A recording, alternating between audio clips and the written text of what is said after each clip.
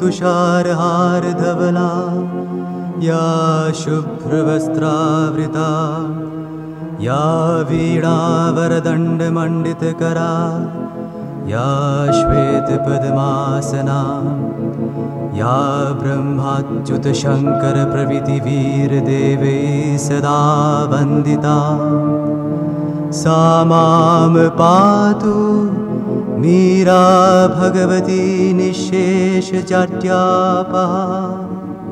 ॐ सर्वगणे सर्ववरदे सर्वदुष्टभयङ्करी सर्वदुःखहरे देवी महामीरा नमोऽस्तुते। सिद्धिबुद्धिप्रदे देवी भुक्तिमुक्तिप्रदायिनी मन्त्रमूर्ते सदा देवी महामीरा नमोऽस्तुते। आद्यन्तरहिते देवी आद्यशक्ते महेश्वरी योगदे योगसम्भुते महामीरा नमोऽस्तुते महामीरा नमोऽस्तुते।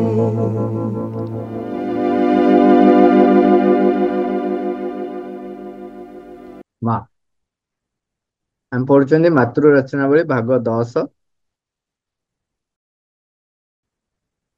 ଜ୍ଞାନ 44। ଯେଉଁ ଚିନ୍ତା ଗୁଡ଼ିକର ବିପରୀତଟା ମଧ୍ୟ ସ୍ୱକାଳ ଏବଂ ସ୍ୱପ୍ରୟୋଗର କ୍ଷେତ୍ରରେ ସତ୍ୟ ହୋଇ ରହିଥାଏ କେବଳ ସେହି ଚିନ୍ତା ଗୁଡ଼ିକ ହିଁ ସତ୍ୟ।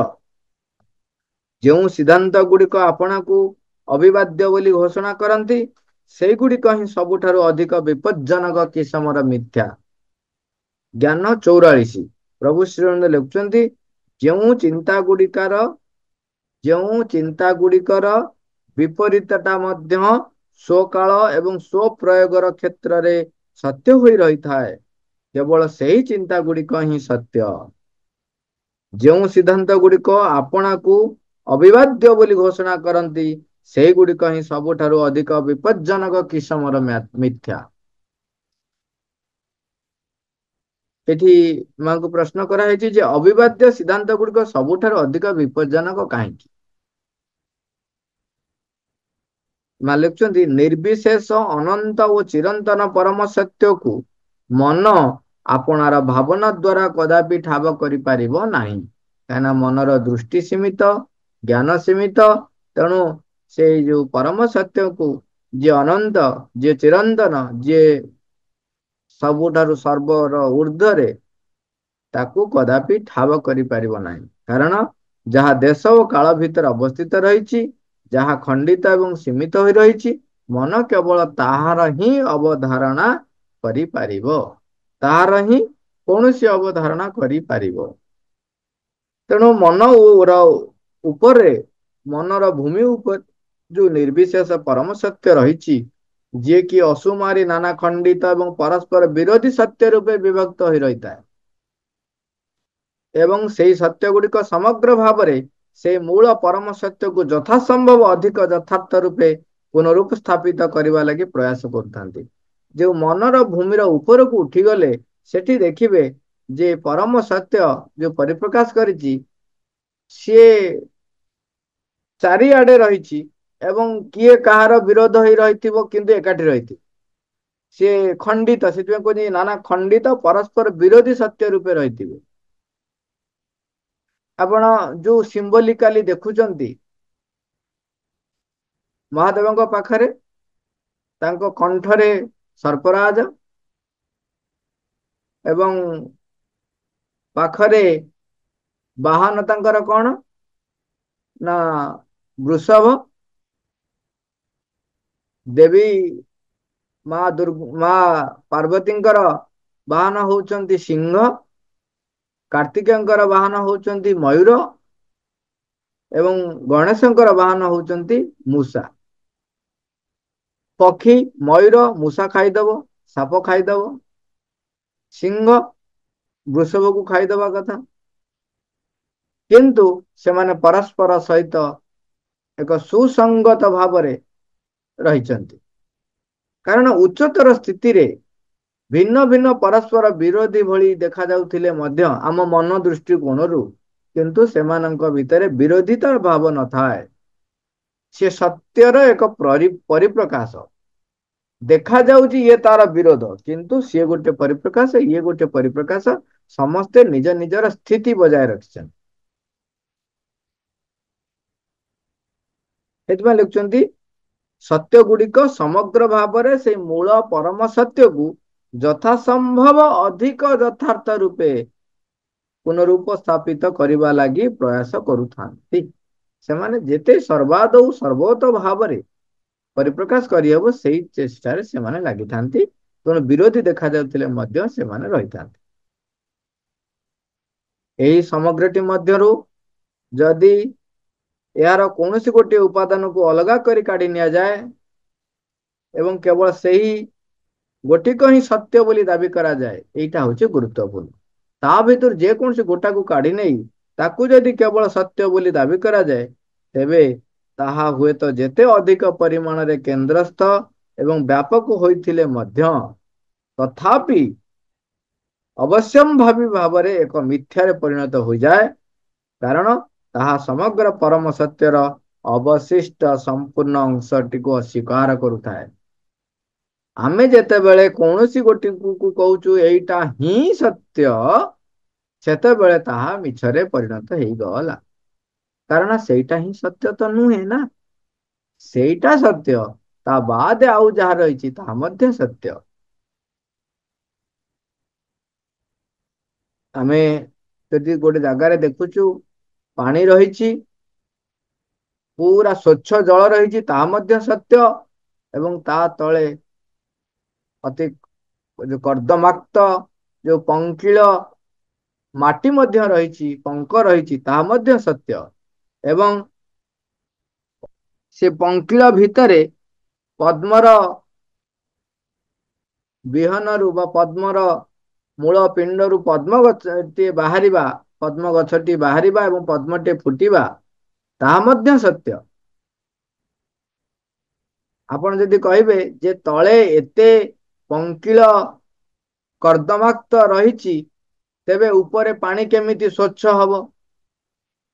ହେଇପାରିବ। ଯେତେବେଳେ ନୀରବ ଶାନ୍ତ ସ୍ଥିର ରହିଯାଇଛି, ସେତେବେଳେ ଆମେ ଦେଖୁଛୁ ତଳେ ତାର ପଙ୍କ ପୁରା ଦେଖାଯାଏ, ପାଣିରେ ଚାହିଁଦେଲେ ଦେଖାଯିବ। ତେଣୁ ସବୁ ଅବସ୍ଥା ରହିଥାଏ। ଆମେ ଯଦି କୌଣସି ଗୋଟାକୁ କହିଦେଲେ ଯେ ସତ୍ୟ, ଏଇଟା ହିଁ ସତ୍ୟ, ତେବେ ସେଇ ମୁହୂର୍ତ୍ତରେ ଆମେ ସତ୍ୟର ଅନ୍ୟ ସବୁ ଦିଗକୁ ଅସ୍ୱୀକାର କରିବାକୁ କରିଦେଲେ। ଅସ୍ୱୀକାର ଯେତେବେଳେ କରିଦେଲେ, ଆମେ ମିଛରେ ପରିଣତ ହେଇଗଲେ। ତେଣୁ ଏଠି କହୁଛନ୍ତି, ତେଣୁ ଏଇଟା ଦେଖିବେ ଅହଂ କ୍ଷେତ୍ରରେ ସବୁବେଳେ ସେୟା ହୁଏ। ଆଜି କିଛି ଲୋକ କହୁଥିଲେ ଯେ ଜଣେ କହିଲେ ମୁଁ ଯାହା କହେ ତାହା ହଉଛି ଫାଇନାଲ। ସେଇ ଗୋଟିକ ଯୋଉ ମୁହୂର୍ତ୍ତରେ ଏଇ ଆସ୍ଫାଳନ କଲେ, ସେଇ ମୁହୂର୍ତ୍ତରେ ତାହା ମିଥ୍ୟାରେ ପରିଣତ ହେଇଗଲା। ତେବେ ତୁମେ ନ୍ୟୁନ ହେଇଗଲ, ତୁମର ଆଉ ଗୁରୁତ୍ୱ ରହିଲା ନାହିଁ, ତୁମର ଆଉ ମହତ୍ୱ ରହିଲା ନାହିଁ। ଯୋଉ ମୁହୂର୍ତ୍ତରେ ତୁମେ କହିଲ ଯେ ଏଇଟା ହିଁ ସତ୍ୟ, ଏଇଟା ହିଁ ଫାଇନାଲ, ତେବେ ଜାଣି ରଖିବେ ଯେ ଆପଣ କିଛି ବି ଜାଣିନାହାନ୍ତି। ଗୋଟିଏ ଉପରେ ଯୋଉ ବନ୍ଧା ହେଇଛି ବାଉଁଶ ଉପରେ ଜଣେ ରଙ୍ଗ ଦଉଛି ଏବଂ ସେଇ ସମୟରେ ଜଣେ ତଳ ବାଟ ଦେଇକି ଯାଉଛି ଏବଂ ଆପଣ ଦେଖିଲେ, ଆପଣ ପୁରା ଦେଖୁଛନ୍ତି ଯେ ବର୍ତ୍ତମାନ ଉପରୁ କୌଣସି କାରଣରୁ ସେ ରଙ୍ଗ ବାଲ୍ଟିଟି ଛିଣ୍ଡି ଗଲା ଏବଂ ରଙ୍ଗ ବାଲ୍ଟିଟି ଆସୁଛି ଏବଂ ଆପଣଙ୍କର ଜ୍ଞାନ ପ୍ରଚୁର, ପୁରା ମାନେ କାଲକୁଲେସନ ବହୁତ, ମାଇଣ୍ଡ ବହୁତ ଷ୍ଟ୍ରଙ୍ଗ, ବହୁତ ସାର୍ପ, ସାଙ୍ଗେ ସାଙ୍ଗେ କାଲକୁଲେସନ ଆପଣ କରି ପକେଇଲେ ଏବଂ ଯଦି ଦେଖାଯାଏ କାଲକୁଲେସନ ବି ଠିକ, ସେ ଯୋଉ ସମୟରେ ସେଠୁ ବାହାରିଛି, ଇଏ ଯୋଉ ବେଗରେ ଯାଉଛନ୍ତି, ସମାନ ବେଗରେ ଯାଇକି ପହଞ୍ଚିଲା ବେଳକୁ ସେଠି ସିଏ ବି ଆସି ପହଞ୍ଚି ସାରିଥିବ, ତା ମୁଣ୍ଡରେ ନିଶ୍ଚୟ ମାଡ ହବ। ଇଏ ହଉଛି ମେଣ୍ଟାଲ କାଲକୁଲେସନ, ପୁରା ସଜାଡି ଦେଲା, କହିଲା ଏଇଟା ନିଶ୍ଚୟ ତା ମୁଣ୍ଡରେ ପଡିବ ବା ମୁଣ୍ଡରେ ମାଡ ହବ। କିନ୍ତୁ ଆଉ କେତେ କଣ ଘଟିବାର ଅଛି ସିଏ ତାହା ଜାଣିନାହିଁ ମନ। ସେଇ ସମୟରେ ଯେ ଆଉ କଣ ଘଟିବ ମନ ସେ କଥା ଦେଖି ନାହିଁ କି ଜାଣିପାରୁ ନାହିଁ। ଇଏ ଠିକ ପହଞ୍ଚିଛି ସେଇ ସମୟରେ, କିନ୍ତୁ ସିଏ ବି ଆସୁଛି ଯୋଉ ସମୟରେ ତାର ବି ବେଗ ଚାଲିଛି। ସେଇ ସମୟରେ ଆଉ ଗୋଟିଏ ଫ୍ଲୋରରୁ ଗୋଟେ ବିରାଟ କାଠ ପଟାଟିଏ ସିଏ କଣ ହଉଛି ସେଠୁ ସ୍ଲାଇଡ କରିଗଲା, ସିଏ ବାହାରକୁ ପଳେଇ ଆସିଲା। ସ୍ଲାଇଡ ହେଇକି କାଠଟା ବର୍ତ୍ତମାନ କଣ ହେଲା ନା ତା ମଣିଷର ମୁଣ୍ଡ ଉପରେ ମୁଣ୍ଡ ଉପରେ କାଠଟା ପହଞ୍ଚି ଯାଇଛି। ବର୍ତ୍ତମାନ ସିଏ ମଧ୍ୟ ଆସି ପହଞ୍ଚି ଯାଇଛି, ଆସିକି ଏଠି ମାଡ ହେଇଛି। ଇଏ ତଳେ ରହିଯାଇଛନ୍ତି, ଇଏ ଆସିକି ପହଞ୍ଚୁଛନ୍ତି, ଏଇଠି ମାଡ ହେଇଯାଉଛନ୍ତି। ତେଣୁ ଆପଣଙ୍କର କାଲକୁଲେସନ ଠିକ ଥିଲା, ମନ କାଲକୁଲେସନ ଠିକ କରିଛି, କିନ୍ତୁ ମଝିରେ ଯେ ଗୋଟେ କାଠ ପଟା ଆସିବ ସେ କଣ ଜାଣିଛି? ହୁଁ। ତେଣୁ ଏଇଭଳି ଭାବରେ ଯେତେବେଳେ ଆମେ କୌଣସି ଗୋଟେ ଘଟଣାକୁ ଅହଙ୍କାର ବଶତଃ ଯେତେବେଳେ କହୁଛନ୍ତି ଯେ ଏଇଟା ହିଁ ସତ୍ୟ, ଏଇଟା ହିଁ ଠିକ, ଆଠାରୁ ଆଉ କିଛି ନାହିଁ, ତେବେ ସେମ ଟାଇମ ଇନ ଦ ସେମ ଟାଇମ ଯୋଉ ସତ୍ୟଟିଏ ପରିପ୍ରକାଶ ହଉଥିଲା ତାହାକୁ ଆପଣ ମିଥ୍ୟାରେ ପରିଣତ କରିଦେଲେ। ଆଟ ଦ ସେମ ଟାଇମ ଆପଣ ଚତୁର୍ଦିଗରେ ଯୋଉ ସତ୍ୟର ଭିନ୍ନ ଭିନ୍ନ ପରିପ୍ରକାଶ ରହିଛି ତାକୁ ସ୍ୱୀକାର କଲେ ନାହିଁ, ତାକୁ ଅସ୍ୱୀକାର କଲେ। ତେଣୁ ସେଇଠି କହୁଛନ୍ତି ଠିକ ଏଇପରି ଭାବରେ ହିଁ ଅବିବାଦ୍ୟ ସିଦ୍ଧାନ୍ତ ଗୁଡିକର ଉଦ୍ଭବ ହୋଇଥାଏ ଏବଂ ଏହି କାରଣରେ ହିଁ ସେଗୁଡିକ ସବୁଠାରୁ ଅଧିକ ବିପଜ୍ଜନକ, ଗୋଟିଏ ଗୋଟିଏ ମିଥ୍ୟାରେ ପରିଣତ ହୋଇ ରହିଥାନ୍ତି। କାରଣ ପ୍ରତ୍ୟେକ ସିଦ୍ଧାନ୍ତ ଅପର ସକଳ ସତ୍ୟକୁ ଅସ୍ୱୀକାର କରି କେବଳ ଆପଣାକୁ ହିଁ ଏକମାତ୍ର ସତ୍ୟ ବୋଲି ଦାବି କରୁଥାଏ। ଏହି ସତ୍ୟ ଗୁଡିକ ଆପଣାର ଅଗଣନ ଏବଂ ପରସ୍ପର ଅନୁପୂରକ ସମଗ୍ରତା ଦ୍ୱାରା ହିଁ ଆପଣାର ସମ୍ଭୂତି କ୍ଷେତ୍ରରେ କ୍ରମୋତ୍ତର ଅଧିକ ପରିମାଣରେ ସେଇ ଅନନ୍ତ ଚିରନ୍ତନ ନିର୍ବିଶେଷ ପରମ ସତ୍ୟକୁ ବ୍ୟକ୍ତ କରୁଥାନ୍ତି। ଯେତେବେଳେ ଆପଣ ସେଇ ଅବିବାଦ୍ୟ ସିଦ୍ଧାନ୍ତ ଗୁଡାକ ତିଆରି କଲେ, ଆପଣ ଯେତେବେଳେ ଜବରଦସ୍ତ କହିଲେ ନା ଏଇଟା ହିଁ ସତ୍ୟ, ସେଇଟା ହିଁ ସବୁଠାରୁ ଅଧିକ ବିପଜ୍ଜନକ ହେଇଯାଏ। କାରଣ ଅହଂର ତକରାଳ ଆରମ୍ଭ ହୁଏ, ମାଡ ଗୋଳ ଲାଗନ୍ତି। ଇଏ କହେ ନା, ଇଏ କହେ ମୁଁ ଯାହା କହୁଛି ଠିକ, ସିଏ କହେ ମୁଁ ଯାହା କହୁଛି ଠିକ। ତେଣୁ ପରସ୍ପର ବାଡିଆ କଚାଡି ହବ, ମାଡ ଗୋଳ ହବ। ଏଇଟା ହଉଛି ତେଣୁ ବିପଜ୍ଜନକ ଅବସ୍ଥା ହେଇଯିବ। ଯଦି ସେଠି 4 ଜଣ ବ୍ୟକ୍ତି ଅଛନ୍ତି, 4 ପ୍ରକାରର କଥା କହୁଛନ୍ତି, ତେଣୁ ସେଠି ଇଏ କହିଲା ମୁଁ ଯାହା କହୁଛି ଠିକ, ସିଏ କହିଲା ମୁଁ ଯାହା କହୁଛି ଠିକ, ତେଣୁ ଅଟୋମେଟିକାଲି ସ୍ୱାଭାବିକ ଭାବରେ ସ୍ୱତଃସ୍ଫୂର୍ତ ଭାବରେ ପରସ୍ପର ଭିତରେ ଝଗଡା ହବ ଏବଂ ମାଡ ଗୋଳ ହବ, ପରସ୍ପର ମରାମରି ହେବେ। ଆଉ କଣ ଅଛି? ତେଣୁ ଅବସ୍ଥା କଣ ହେଇଯିବ? ବିପଜ୍ଜନକ ହେଇଯିବନି, ଭୟଙ୍କର ହବନି। ତେଣୁ ଏଠି କୁହାଯାଉଛି ସେଇ ଅବିବାଦ୍ୟ ସିଦ୍ଧାନ୍ତ ଗୁଡିକ ଉଦ୍ଭବ ହେଇ ଗୋଟେ ବିପଜ୍ଜନକ ମିଥ୍ୟାରେ ପରିଣତ ହୋଇଯାଆନ୍ତି। ତେଣୁ ଅହଂର ବଶବର୍ତ୍ତୀ ନ ହେଇ ସତ୍ୟ ଯେ କେତେ ଅନନ୍ତ, କେତେ ବ୍ୟାପକ, ତାର ଯୋଉ ଆପେକ୍ଷିକତାକୁ ବୁଝିବାକୁ ପଡିବ। ମନ ଯେ ତାକୁ ବୁଝି ପାରିବ ନାହିଁ ସତ୍ୟର ସବୁ ଦିଗକୁ, ସେଇଟାକୁ ସ୍ୱୀକାର କରିବାକୁ ପଡିବ ଏବଂ ନିଜକୁ ସମର୍ପିତ କରିବାକୁ ପଡିବ ସେଇ ପରମଙ୍କ ପାଖରେ, ସେ ପରମ ସତ୍ୟ ପାଖରେ। ଖାଲି ବୁଝେଇଦବ ଟିକେ, ମାନେ ଆଜ୍ଞା ଆମେ ଯେତେବେଳେ ଗୋଟେ କିଛି ଗୋଟେ ଚିନ୍ତା କରନ୍ତି ହେଲା, ମାନେ ଆଜ୍ଞା କରିବା ପାଇଁ ହଉ କି ଯାହା ବି ହଉ, ହୁଁ। ସେତେବେଳେ ଯୋଉ ମାନେ ବିରୋଧୀ ଶକ୍ତିର ଯୋଉ ମାନେ ପ୍ରଭାବ ଟା ପଡେ, ମାନେ ସେଇଟା ସବୁ କ୍ଷେତ୍ରରେ କଣ ପାଇଁ ପଡେ, ଆଉ ମାନେ ସେଥିରୁ କେମିତି ମାନେ ବାହାରିବା? ଆମେ ଯେତେବେଳେ କୌଣସି ଗୋଟେ କାର୍ଯ୍ୟ କରିବାକୁ ଚିନ୍ତା କରୁଛୁ, ସେତେବେଳେ ଆମକୁ କେତେ ଗୁଡାଏ ଲାଗେ ଯେ ମତେ ସେଗୁଡାକ ବିରୋଧ କରୁଛନ୍ତି ବୋଲି। ଓକେ, ସେଠି ଅନେକ ଗୁଡେ କାରଣ ହେଇପାରେ। ପ୍ରଥମ କଥା ହେଲା, ଏଠି ଏବେ ଯେମିତି ଆଲୋଚନା କଲେ ଯେ ମୁଁ ପରମ ସତ୍ୟ କଣ ଜାଣିନି, ମୁଁ ସେଠିକି କୋଉ ବାଟ ଦେଇ ଯିବି ମୁଁ ବି ଜାଣିନାହିଁ, ମୁଁ ମୋ ବାଟରେ ଚେଷ୍ଟା କରୁଛି। ପରମ କରୁଣାଙ୍କ ବା ଭଗବତ ସମର୍ପିତ ଯଦି ମୁଁ ହେଇଥିବି, ତେବେ ମତେ ସେଇ କାର୍ଯ୍ୟ ନ କରେଇ ଦବା ପାଇଁ ଅନେକ ପ୍ରକାରର ବିରୋଧ ଭାବ ସୃଷ୍ଟି ହବ ଏବଂ ମତେ କାର୍ଯ୍ୟ କରେଇ ଦବ ନାହିଁ। କାରଣ ସେଠିକି ଯିବାଟା ମୋ ପାଇଁ ବିପଜ୍ଜନକ। ଇଏ ହଉଛି ଗୋଟେ ପ୍ରକାର ସ୍ଥିତି। ସେତେବେଳେ ସେ କଣ ହବ, ମତେ ଅଟକେଇଦବ, କୌଣସି କାରଣରୁ ମତେ ସେ କାମ କରେଇଦବନି, କାହିଁକିନା ସେ କାମ କଲେ ମୋର ପାଇଁ, ମୋର ଅଗ୍ରଗତି ପାଇଁ ତାହା ବିପଦ। ଗଲା। ଆଉ ଗୋଟେ କ୍ଷେତ୍ରରେ ଘଟେ କଣ, ଆମେ ଯେତେବେଳେ କାର୍ଯ୍ୟ କରିବାକୁ ଯାଉଛୁ, ଗୋଟେ କଥା କିଛି ଚିନ୍ତା କରୁଛୁ, ସେ ଚିନ୍ତାରେ ବି କେତେ ଗୁଡିଏ ଦୁର୍ବଳତା ରହିଥାଏ। ଆମର ଶକ୍ତି ବା ଆମର जो प्रिपारेशन रे किछि त्रुटि थाए से त्रुटि देखै दबा पई बेले बेले अनेक बाधा असुविधा आसी थाए तेणु सी कौन करे मोर प्रिपारेशन रे कोठी त्रुटि रही से मते देखै दब बा मो भीतरर सामर्थ्य को जगार दुर्बल हो जाइछि ताहा देखै दबा पई से कौन होय विरोधात्मक गतिवृत्ति सृष्टि हबो सी कौन करिवो ना मते अधिक प्रस्तुत करिवो जेपरि ताकू सम्मुखीन हबा पई बर्तमान मु प्रिपारेशन करूछि मु जेतेबेले गोटाए धारारे शिखिछि से धारारे करदेबी किंतु देखिला बेलू क्वेश्चन टा गोटे पड़ला जोटा कि मु जो धारा शिखिଥିଲି से धारा नु आ गोटे नुआ धारा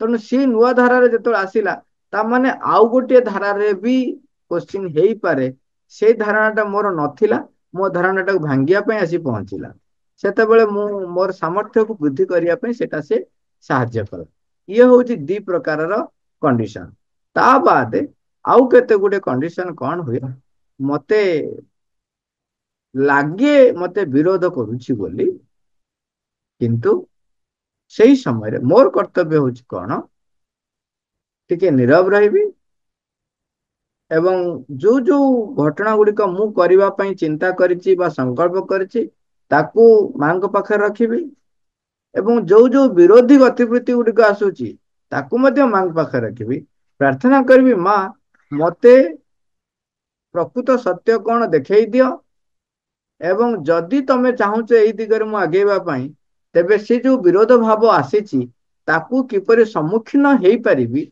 से शक्ति सामर्थ्य मते दियो तुमे मो भीतर रही ताकू सम्मुखीन हो जेतो एई प्रार्थना मु करिबी सेते बेले मते जदि माँ चाहू नथिबे से बाटे दे जीवा पई ताले मते अंत प्रेरणा आसीबो मु जानि परिबी आउ जदि मु अंत प्रेरणा जानी पारु नाही तेबे से कार्य करिबी कार्य करिबा भितरे जो विरोध भाव आसुची ताकू किपरि साहसर सहित सम्मुखीन हेबी सेति पे प्रार्थना करूथिबी सम्मुखीन होथिबी मु हताश होई पड़िबी नाही हताश होई पड़िबी नाही सम्मुखीन होथिबी साहसर सहित करि चलीथिबी तेबे आर परिणाम कौन हबो ना मोर सामर्थ्य वृद्धि हबो एवं अधिक प्रांजल भावरे अधिक सुदृढ़ भावरे मोर स्थितिटा मजबूत हो हाँ बुझिएला आज्ञा आम एट सारिबा